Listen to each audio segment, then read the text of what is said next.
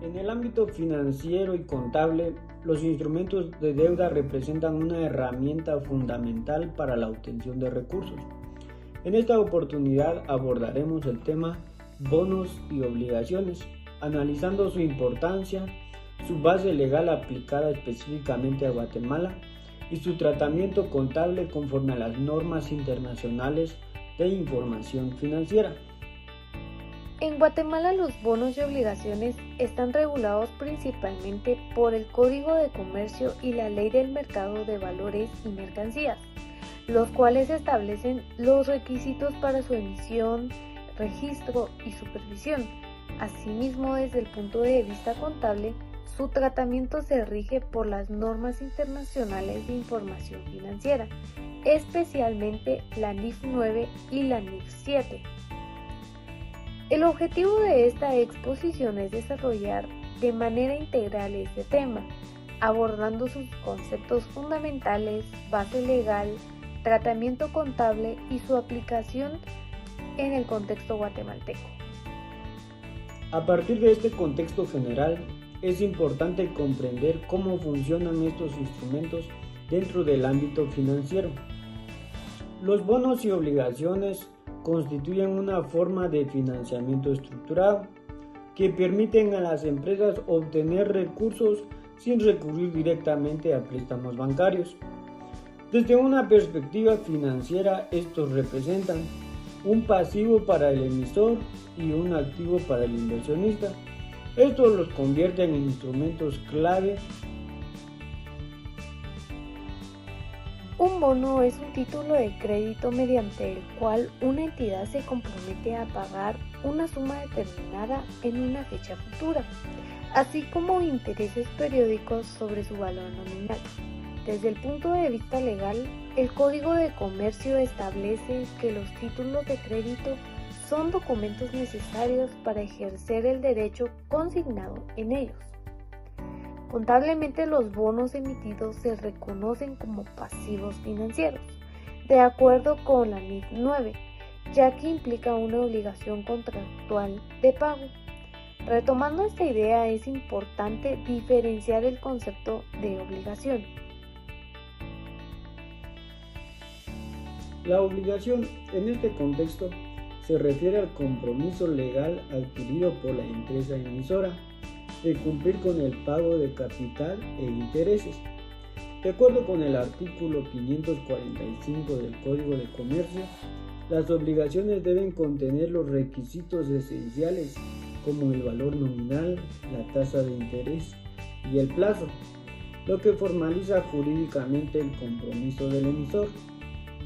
Aunque en la práctica se utiliza como sinónimo de bono el término obligación, un enfoque jurídico más formal, ya que representa una deuda colectiva, está sujeta a requisitos legales específicos e implica derechos exigibles para los inversionistas.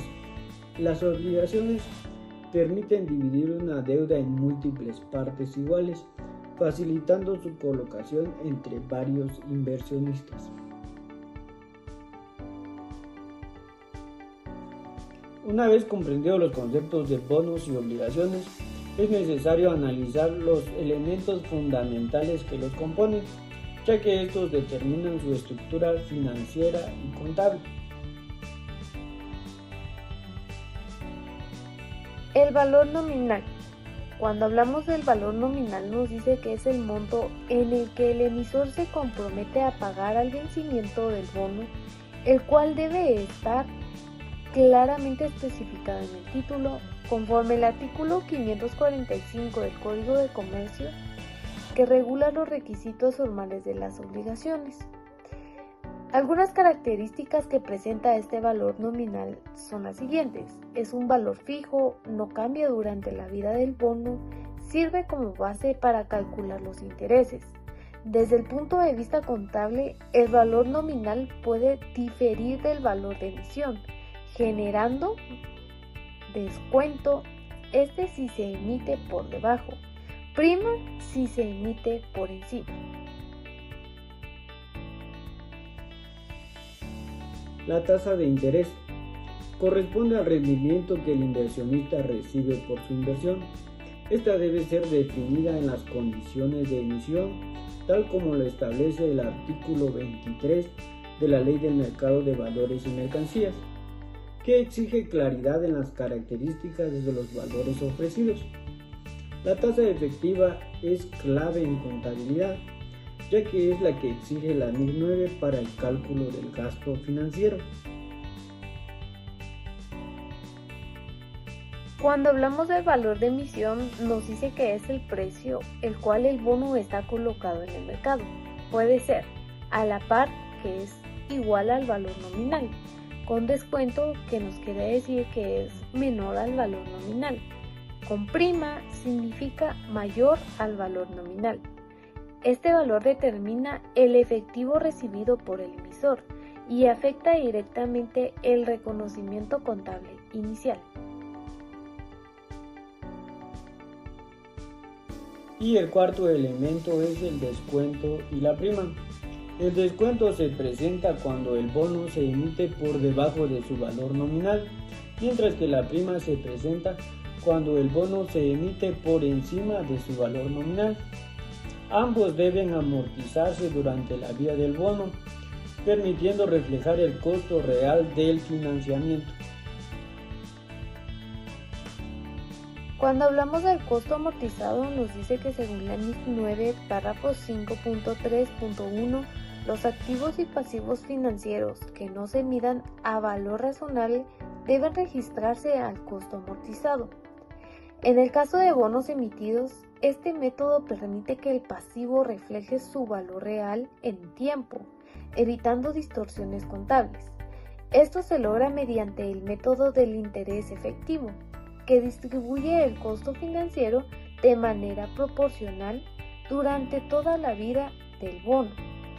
En términos prácticos, el costo amortizado representa la deuda real ajustada económicamente, no solo el valor nominal registrado en el contrato.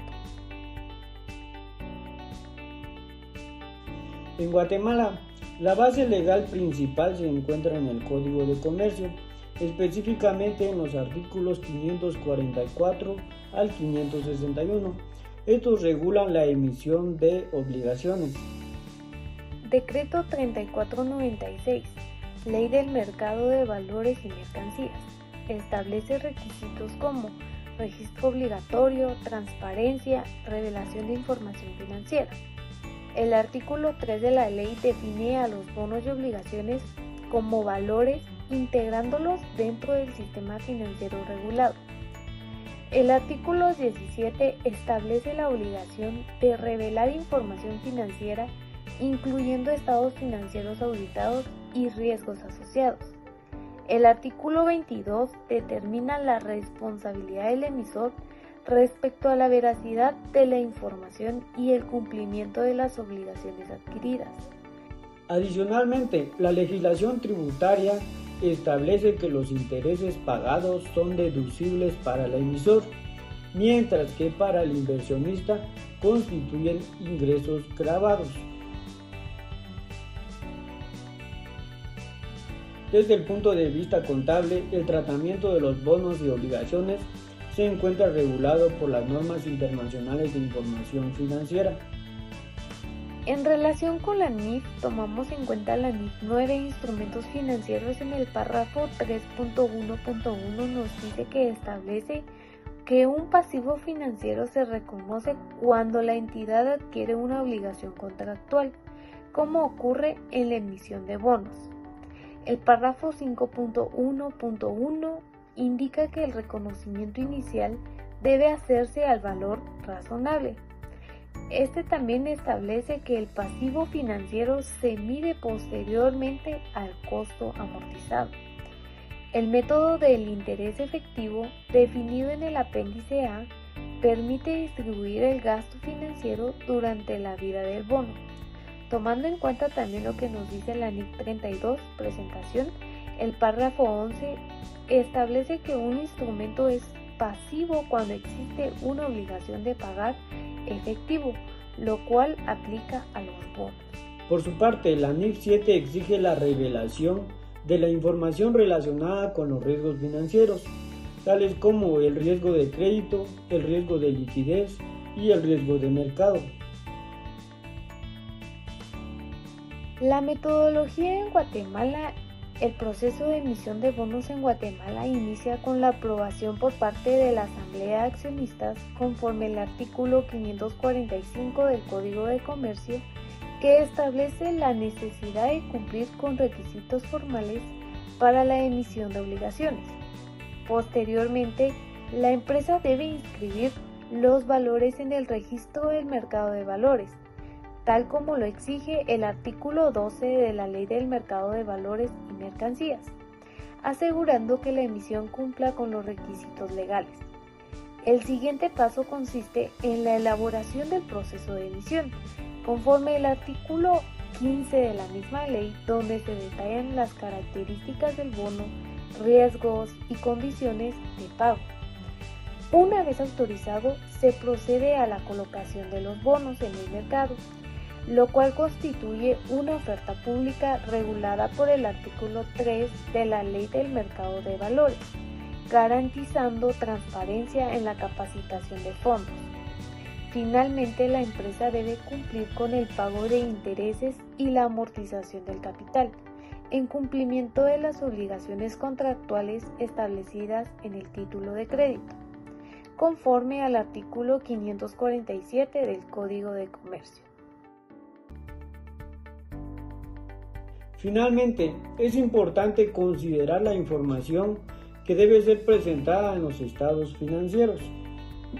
Las empresas deben de revelar información relevante como el monto de emisión, la tasa de interés, el plazo, el método de medición, los riesgos financieros y las garantías asociadas. Esto permitirá a los usuarios de la información financiera evaluar adecuadamente la naturaleza de estos instrumentos.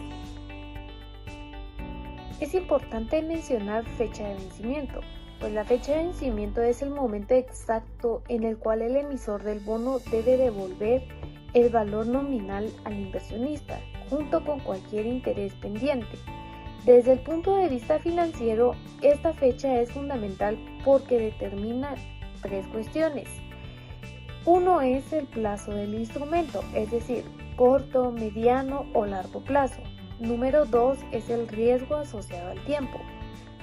Por último, tenemos la clasificación contable del pasivo. Contablemente, si la fecha de vencimiento es menor a un año, el bono puede clasificarse como un pasivo corriente. Si es mayor, se clasifica como un pasivo no corriente.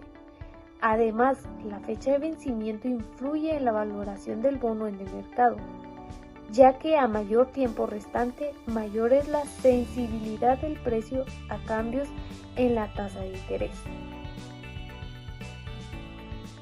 Los bonos y obligaciones constituyen una herramienta clave para el financiamiento empresarial, permitiendo canalizar recursos hacia la inversión productiva y fortalecer el desarrollo del mercado de capitales. En conclusión, estos instrumentos integran aspectos financieros, legales y contables, lo que exige un conocimiento técnico y sólido para su correcta aplicación. Su adecuada gestión no solo fortalece la estructura financiera de las empresas, sino que también contribuye a la transparencia y estabilidad del sistema financiero.